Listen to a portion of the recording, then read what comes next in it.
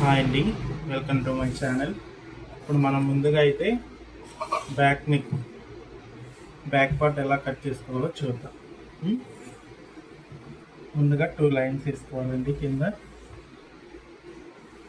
సింపుల్గానే చూద్దాం, సింపుల్గా వచ్చేలాగా. ఇదైతే ఆది బ్లౌజు. ముందైతే బ్యాక్ ఇలా చూసుకోవాలి. లెంత్ అనేది పైన వచ్చేసి 2 డాట్లు ఇలా పెట్టుకోవాలన్నమాట. పెట్టుకున్న తర్వాత నడుము లూజ్, సింపుల్గానే నడుము లూజ్ ఇలా పెట్టుకోవాలి.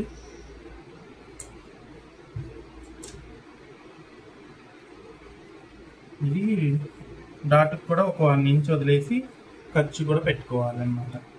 చెస్ట్ లూజ్కి అయితే ఇలా పెట్టుకోవాలండి. మనకి బ్లౌజ్ బ్యాక్ పార్ట్ అయితే సింపుల్గా వచ్చేస్తుంది. ఈ మార్కింగ్స్ అయితే కలుపుదాం.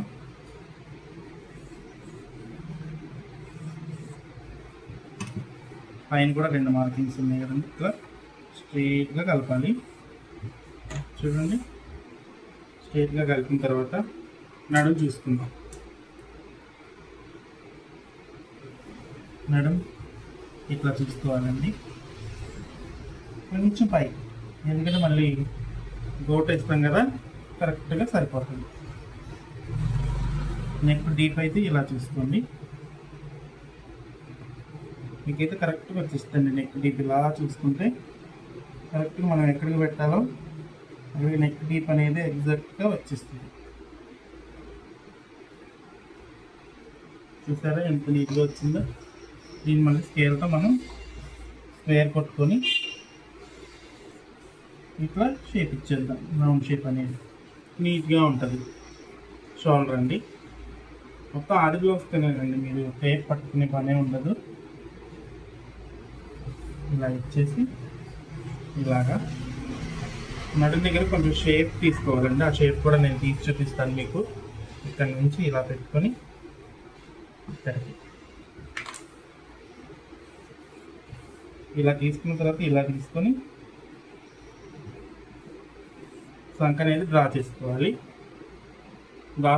డ్రా చేసుకున్న తర్వాత ఇలా మనం టెస్ట్ చేసుకోవాలి, కరెక్ట్గా ఉందా లేదా. చూడండి, కరెక్ట్గా వచ్చింది.